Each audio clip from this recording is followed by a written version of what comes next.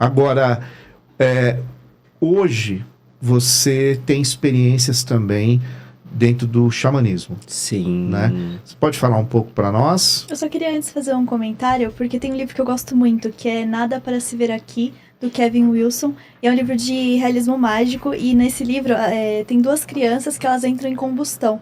Então, combustão. Elas começam a pegar fogo, literalmente fogo, quando elas ficam nervosas, quando elas têm casos de raiva e tal, e elas entram em combustão. É tipo uma família super rica, de um deputado e tal, então não pode saber. Então é um negócio que é escondido do público, essas crianças são escondidas do público.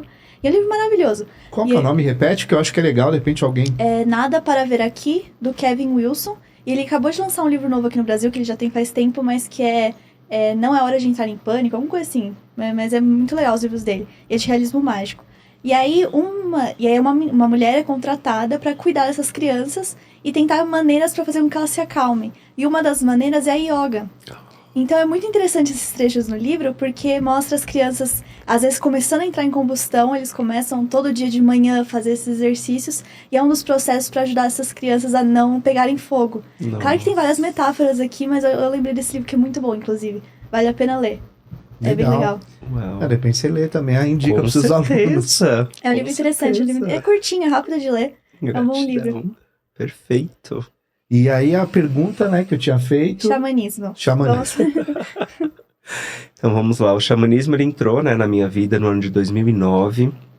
Confesso que antes de ter acesso a essa vertente, eu era uma pessoa extremamente preconceituosa, tinha uma visão assim absolutamente deturpada, equivocada, errônea, né? Comecei a falar, isso aí é droga, eu começava a ter várias, né, visões, assim, interpretações muito superficiais. Mas depois de muita paciência, né, uma irmã muito querida e amada, muito próxima a mim na minha adolescência, me fez esse convite, né? Na época eu estava como policial militar, trabalhando na zona sul de São Paulo, cursando o 3º ano da faculdade de psicologia, no ano de 2009. E aí eu decidi, né, me permitir ter o acesso, porque também é muita hipocrisia, né? Você falar de algo que você não teve a experiência, não tem propriedade nenhuma para falar sobre. Você pode ter lido, você pode ter acessado, mas o que vai te proporcionar propriedade inequívoca para falar sobre é a experiência.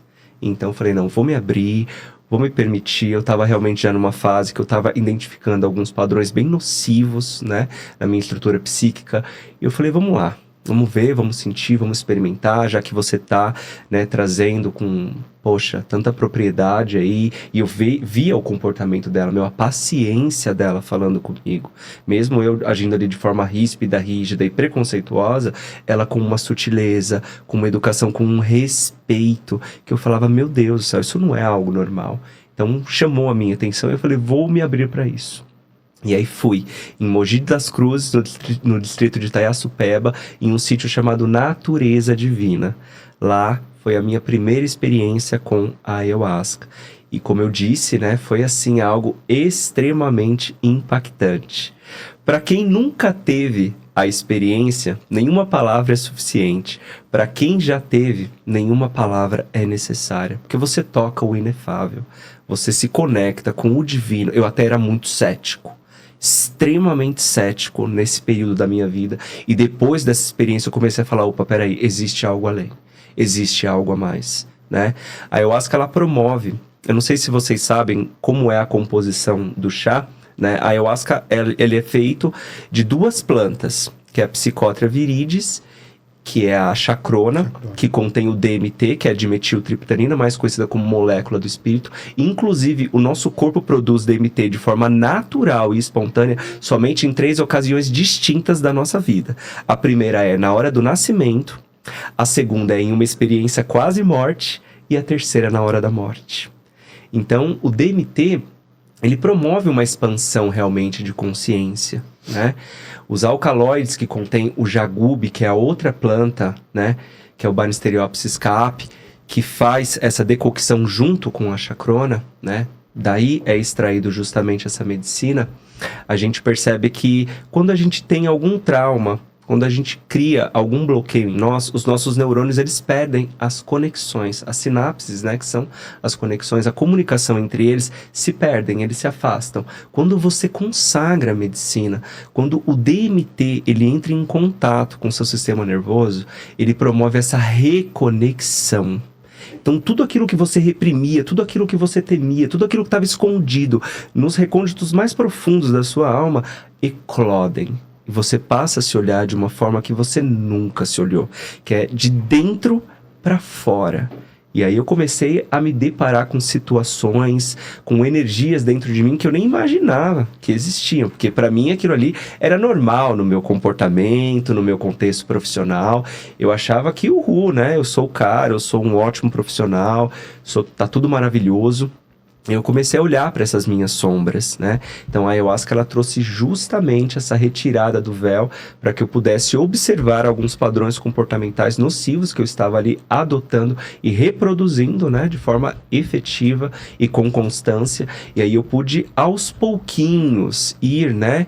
Transformando, ressignificando isso. Não foi do dia para a noite. E a ayahuasca também, ela tem alguns efeitos colaterais que são fisiológicos, né? Você pode de repente entrar ali em uma crise de choro compulsiva muito intensa, que é um processo de limpeza e purificação, né? Se a gente vê, quando a gente chora, a gente sente realmente um alívio, né?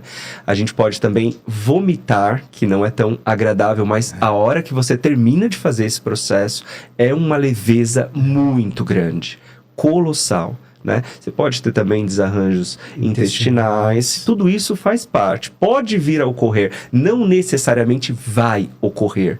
Por isso que a gente sempre pede uma dieta antes da consagração, para que você já comece a preparar o seu corpo físico para receber essa medicina, né? Entendi. Então tem todo esse processo. E como você acha que o xamanismo mudou a sua percepção e a sua relação com a natureza? Nossa, o respeito com os animais, a conexão, você sente, assim, é uma vertente de unicidade, você realmente se sente parte do todo. E nós estamos aqui, poxa, a Mãe Terra acolhe a todos nós. E a gente precisa preservar e cuidar desse planeta. Os animais são nossos irmãos. Então o que a gente está fazendo quando a gente come um animal, por exemplo? Que energia que está vindo nisso? Eu, por exemplo, em 2012, eu tive na Espanha. E na Espanha é cultural a tourada. Então eu tava ali como turista, fui lá na Plaza de Touros de Madrid, calor de mais de 40 graus, e eu vendo todo aquele espetáculo para eles, né? Onde o touro, ele é massacrado, né? E depois que aquele animal que sofreu tanto, né? Ele é sacrificado ali na arena mesmo, e a carne dele depois é comercializada. Ou seja, aquele animal sofreu tanto, passou por tantos momentos ali, literalmente até a morte ele sofreu, né? Para satisfazer ali as pessoas que estavam ali se nutrindo disso, né? Dessa matança. E depois as pessoas ingerem ainda essa carne. Então, qual é a energia que está nessa carne? É importante a gente começar a pensar nisso. O que eu estou colocando para dentro de mim? Como eu estou nutrindo esse meu corpo? Né? E isso só nível físico a gente está falando, né? Se a gente passar para nível energético, nível emocional, nível mental e principalmente o nível espiritual, porque esses são os nossos 5 corpos, e a gente fica muitas vezes limitado e preso no contexto físico, entende? Só no superficial, no trivial, no convencional. Aí vem a corpolatria, né? Eu só tenho o corpo, então eu adoro esse corpo e tudo é voltado para essa adoração e a gente esquece todo o resto, né? Exatamente. Eu fiz essa pergunta porque recentemente eu entrei em contato com Eu tenho 2 amigos, colegas jornalistas, que eles fizeram um trabalho sobre ecovilas. Inclusive, quem quiser dar uma olhada, é ecovila.sp.com. Então, eles fizeram todo um trabalho sobre o estudo das ecovilas e tal. E eles estavam contando pra gente sobre uma literatura que eles se depararam no longo do projeto, que é Políticas da Natureza, do Bruno Latour. E ele fala muito sobre as relações homem-natureza e como a gente tende hoje a associar essa visão como sendo extremamente benéfica, maléfica. Como o ser humano sempre vai destruir a natureza, o ser humano sempre vai ser agressivo. E o Latour, ele fala extremamente o contrário, quanto a nossa relação ser humano e natureza, ela pode ser extremamente benéfica, inclusive para o processo natural. Então, em vez da gente destruir, o ser humano teria a capacidade de preservar. É esse mais ou menos o contexto. Inclusive, quem quiser dar uma olhada, o projeto deles fica muito legal, que é o Ariel Giaggio e a Natália Tavares. Então, Ecovilas, não, Eco vilasp.com. Tá muito legal o projeto deles. E eu acho que essa é a questão, porque a gente tá tão preso nessa questão, a natureza como sendo a inimiga. A gente disputa o espaço com a natureza porque, eu quero crescer no sentido físico, eu quero ter mais prédios, eu quero ter mais cinema, sei lá, nesse sentido, a gente tá o tempo todo competindo com a natureza, mas a gente não percebe o quanto a gente depende dela, ela tá dependendo da gente, mas a gente cria tantos mecanismos e tantos afastamentos que eu acho que esse processo de se reconectar com a natureza, você perceber o tempo da natureza e o quanto nosso tempo poderia ser como o deles, como o tempo da natureza, mas a gente se distancia tanto que a gente tá criando quase universos diferentes que tem que coexistir, mas estão em atrito o tempo todo, e o quanto isso dificulta, né, pra gente criar uma vida, mais conectado com tudo, né, porque é muito fácil, a natureza eu acho que ela é uma ferramenta muito importante pra gente se conectar com a nossa espiritualidade, porque ela tá pura ali, né, e essas nossas transformações com a natureza, o quanto a gente agride a ela, a gente tá matando um pouco da gente nesse processo também. Então eu achei muito interessante essa sua fala também. Gratidão profunda. E olha, até aproveitando o gancho do que você trouxe, né? Tem uma citação indígena que diz o seguinte: Deus perdoa sempre. O homem perdoa de vez em quando. Mas a natureza não perdoa nunca. Tudo o que você faz para a natureza, você colhe. E mais do que nunca, a gente está vendo principalmente essas questões de ordem climática. Gente, olha o que está acontecendo. Nunca teve um calor como a gente está tendo agora. Absurdo. Tá um negócio assim totalmente fora do normal. Absurdo. Cada vez mais explícito isso. E nós estamos destruindo o planeta. E se nós continuarmos nesse patamar com essa ganância... Entende? Com essa ambição exacerbada, gente, a gente vai destruir o que vai sobrar para as futuras gerações. Então, hoje, principalmente com o meu filho e com os meus alunos, eu busco sempre trazer essa consciência. Respeitar os animais, abraçar as árvores, isso é uma coisa que eu sempre busco fazer com eles. Ter essa troca, ter essa conexão, transmitir essa consciência para que a gente possa preservar, tirar essa visão, né, de competição e entrarmos para um padrão de cooperação. Vamos dar as nossas mãos, vamos unir as nossas forças, pensando no coletivo e não pensando só em mim, vibrando no egoísmo, né? E as crianças têm esse senso de solidariedade muito grande. Sim. Então, quanto mais cedo a gente começar a plantar essa sementinha, o futuro vai ser mais lindo, vai ser mais próspero, vai ser mais abundante. Eu lembrei também agora de um mito Cherokee, que eu acho que é o mito da origem da medicina e da doença. Eu acho que se pesquisar assim, vocês vão achar. E ele fala que durante essa vida, homem em relação ao homem e natureza, o homem começou a matar muitos animais, começou a ferir muito a natureza, e aí teve um conselho entre os animais e a natureza em que eles conversaram: o que vamos fazer com os seres humanos? Porque desse jeito não tá dando. E aí falam que os animais tiveram uma resposta mais agressiva, falando: não, nós queremos que os seres humanos sofram tanto quanto a gente está sofrendo e tal. E dentro desse mito, a resistência foi na natureza, porque a natureza chegou e falou assim: não, a gente não vai aceitar a maldade, porque se nós aceitarmos a maldade, estaremos sendo igual a eles. E aí, nesse mito, dentro da natureza teria sido escondido todas as respostas para a vida e para a cura de todas as doenças. E nesse mito, dentro desse conselho, a natureza declara que a pessoa que tiver a sensibilidade e quiser buscar essas respostas, encontrará na natureza. Então é um mito muito legal também, que faz isso, né? Que mostra, tipo, criou a doença, a natureza vai trazer a cura para você. Você precisa achar. Então é um mito muito interessante da cultura Cherokee. Nossa, maravilhoso. Gratidão profunda. Os povos originários, uma coisa que, por exemplo, os povos da América do Norte, uma coisa que eles não conseguiam entender quando os primeiros colonizadores vieram, e depois eles começam a matar búfalo para não ter alimento para eles esporte também, para não ter alimento para eles. E qual era o sentido daquilo? Os povos lá, eles abatiam um búfalo para alimentar uma aldeia, né? Então aquele processo tinha um sentido, e para eles era um ritual, não era um matar por esporte, era um ritual, fazia parte de um processo, né? Aí vem o europeu e começa não só a matar o búfalo para deixar eles sem alimento, como por esporte, por brincadeira. Então, qual o sentido disso, né?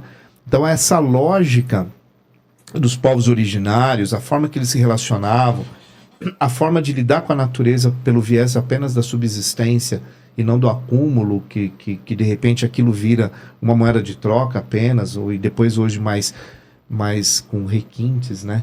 Que é o capital, né? Literalmente o capitalismo e a mais-valia, e aí vai. Eu acho que a gente tem que beber muito dessas fontes para a gente reaprender a lidar com o planeta, reaprender a lidar com as pessoas, né? E pelo menos para mim, né? Eu acho que para vocês também, para muitos que estão nos assistindo e ouvindo, eu acho que é para ontem as questões ambientais. Porque nós passamos por vários processos onde a ciência estava dizendo, isso vai acontecer, mas a gente não estava sentindo na pele ainda.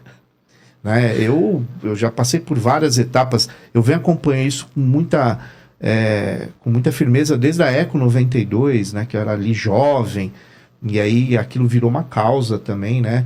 Lá no Rio de Janeiro, a Eco 92 e tal, aquele despertar para as questões ambientais, o planeta parou para discutir isso. Teve algumas antes, né? Alguns congressos, encontros, mas nada tão grandioso como foi aquilo.